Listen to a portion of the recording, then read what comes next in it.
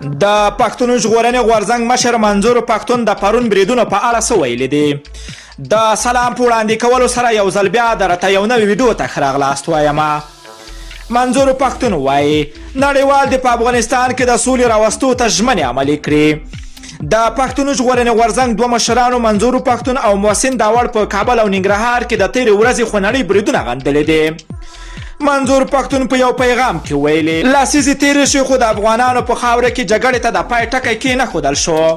هغه ټینګار کړی چې په افغانستان کې پر جنازه او روغتون تازه ترسره شوي بریدونه یوازې د غندلو نه دي بلکې په وینا یې چې نړیوال باید هغو ژمنو ته پام وکړي چې ویلي و چې دغه هیواد کې به سوله تامینوي نوموړي خبرداری ورکړی چې افغانستان ته نړیوالو لخوا د سولې راوستلو د ژمنې نه پوره کول به د افغانانو د سولې په ارمان پورې خنده او مسخره وي. بل خوا د پختون ژغورنې غورځنګ مخکښ غړی فضل خان ویلي که پاکستان د طالب ملاتړ ونه کړي یوه میاشت کې ختمیږي.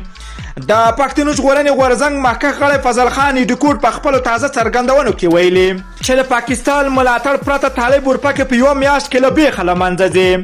هغه فضل خان په خپل تازه ټویټ کې لیکلی چې ترهګر سالار ریاست د طالب اروپا کو پروژه د افغان وژنې لپاره جوړه کړې ده. نوموړي همداراز زیاتوي چې د دغو ترهګرو ډلو ټول واک او سرپرستي د پنجاب په لاس کې ده او د ډیورنډ فرضي کرښې دواړو غاړو ته په خپله ګټه راڅرخوي. ایډیکوټ که څه هم څو دقیقې وروسته دغه لیکنه بیرته ړنګه کړه خو تر دې وړاندې هم د کوزې پښتونخوا یو شمېر مخکښو مشرانو ورته پیغامونه خپاره کړي وو چې د ځینو فشارونو له امله یې بیرته ړنګه کړې ده. د پختون ژغورنې غورځنګ نورو مشرانو ډیر وخت د پاکستان څارګر ادارې په لر او بر په ترهګریزو فعالیتونو تورنه کړې ده. له ټولو دوستانو نه مننه کوم چې ویډیو مو راسره تر پایه ولیدله. که چیرته خواږه نظرونه لرئ نو حتما یې راسره په کمنټ کې ولیکئ. که غواړئ له همداسې تازه او دقیقو معلوماتو خبر شئ د پښتو اپډیټ چینل حتما درسره سبسکرایب کولی شئ. نور مو په پاک رب سپارم. الله مو مل شه.